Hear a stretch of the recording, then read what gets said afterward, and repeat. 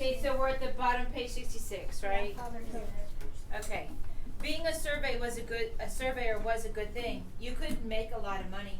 Father said that surveyors always knew about the good deals on land and could get rich speculating. So that part of it sounded good. But I wasn't so sure about all that studying. I don't know if I am smart enough, sir, I said, mostly just to be modest again. Oh, certainly you are, Tim. He sat down at the long table. Tim, how about getting me a pint of beer? And one here for Tom, too. Tom Warrups did spare work for Mr. Heron.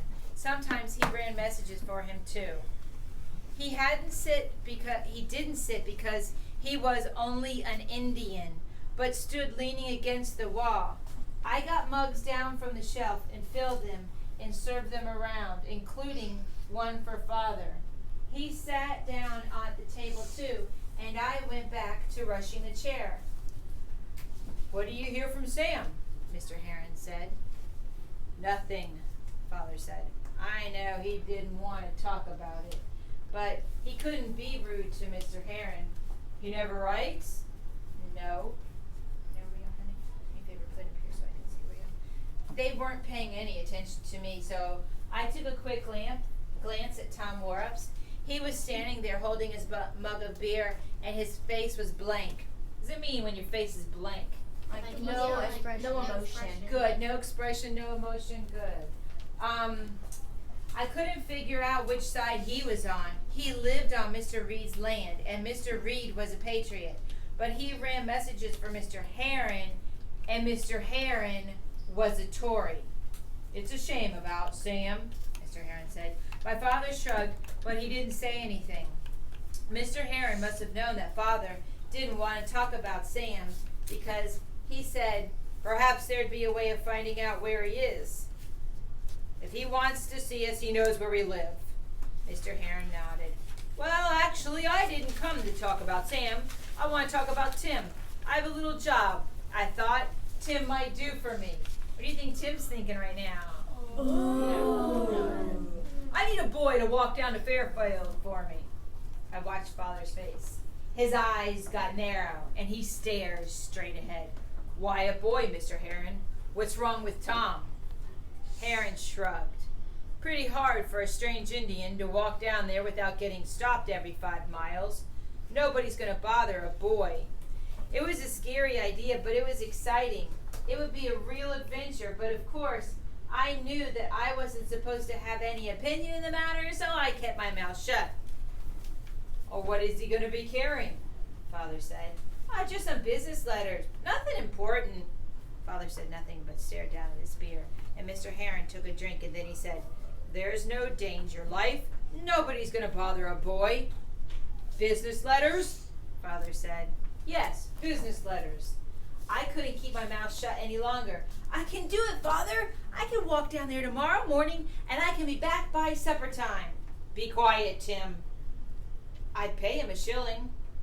My father stared into the beer again, and slowly he began to shake his head. No, Mr. Heron, he said. No, I've got one mixed up in this bloody war already. I am not going to let another one go. Mr. Heron paused before he spoke. I said they were business letters, life, just business letters. Father stared at him. No, Mr. Heron, no. When Father said no, he meant no. It disappointed me. It would have been a good adventure walking down to Fairfield on my own. It was long. It was on Long Island Sound. I'd only been there maybe 2 or 3 times in my life when I'd gone down with Father and Sam to buy rum. Carrying letters down to Fairfield would give me something to boast about to Sam. But Father said no, and that was that. And Mr. Heron knew it. Mr. Heron finished his beer and stood up. I had more faith in you than that, life, he said. I thought I could count on you. We're all making sacrifices these days. My father was standing too. I've made a sacrifice, Mr. Heron. I've lost a son. You know I have no love for the rebels, but this is one war I'm not going to fight. Mr. Heron nodded, and he and Tom Warrups left. I picked up the beer mugs to clean them. I wish you had let me go, Father. Nothing would have happened to me. Father put his hand on my shoulder. Those weren't business letters, Tim. What? I was surprised. I don't know what Heron's game is. He talks like a Tory, all right, but he doesn't all quite make sense. Best thing is not to get involved with him. You can be sure any letters he's sending around aren't just ordinary business. Now let's forget that he ever came in here. He stared into my eyes and I stared back. Yes, Father, I said. I couldn't forget about it. Mr. Heron had wanted me to carry some sort of war message or spy report or something. And that night, I just laid in bed in the loft and couldn't stop thinking about it. Oh, it would scare me all right, walking down to Fairfield with my spy messages. But I wanted to do it because it'd give me something to boast about to Sam. He had always been having the adventures. He was going to come home with terrific stories about being in the army and fighting and all that. I wanted to have something to tell too. Why should he have all the glory? Why shouldn't I have some too? So I wanted him to respect me and be proud of me and not to think of me as just his little brother anymore. I couldn't score telling points in debates the way he did, but I could be just as brave as he was and doing daring things too. It made me angry with Father for not letting me go. It wasn't right. Not with what Sam was doing. Of course, Father hadn't let Sam go. Sam had run away. But still it made me angry to think about it, and I slammed the bed with my fist. If only I could find a way to sneak off for the day. I thought about it some more the next morning when I was milking old Prue, and the more I thought about it, the angrier I got. By the time I got Prue milked and driven out of the pasture and fed the chickens and collected the eggs and hung the milk down in the well to keep it cool, I was plain boiling. It wasn't fair, that was all. And when I got back to the house, I was angry enough to stand up to Father.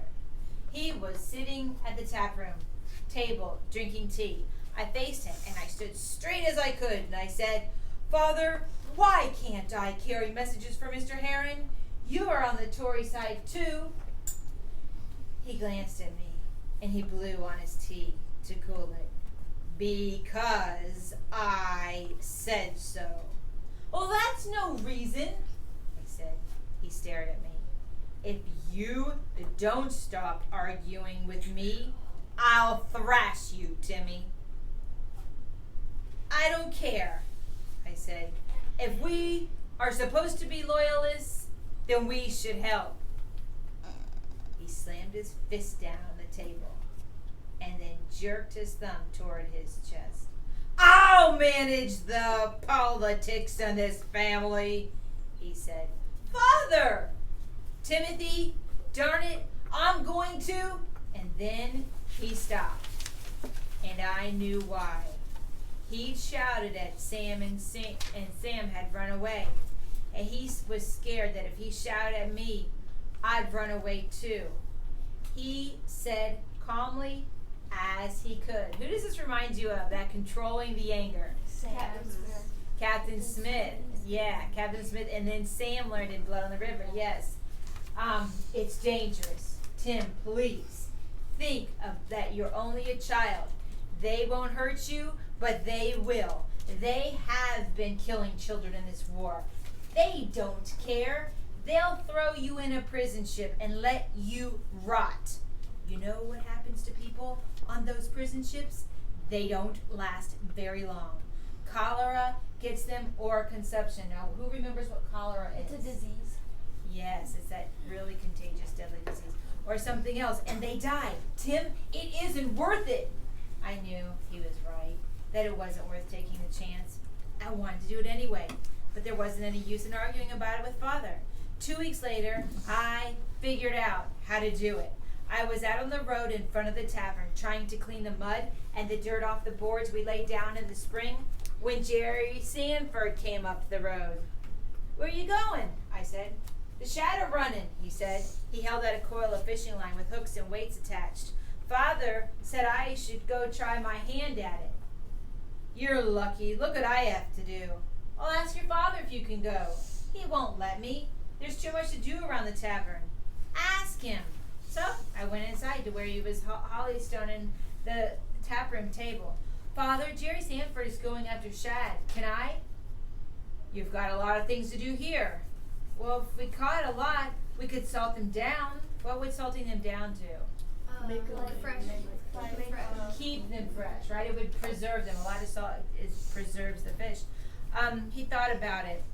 All right, go. It would be a nice change to have some fish chowder. So we went back to Jerry's house and got another line and some hooks. And then we walked down to the mill stream, which really was the Aztuck River. And then there was a dam there for the mill, and below the dam, a couple of 100 yards, was a large pool. In the spring, the shad ran upriver to breed, but they couldn't get past the mill dam, and the pool was just swarming with them. We caught dozens. We had a terrific time. Father was pleased. He really enjoyed fish chowder.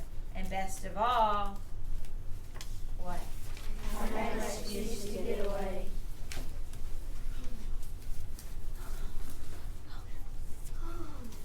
Oh no. No, it's about time to go. If you did not get to finish reading chapter 4, if you're not completely comfortable with the timeline events, you have about 7 minutes to keep reading. Or you can reread chapter 5, but don't go on.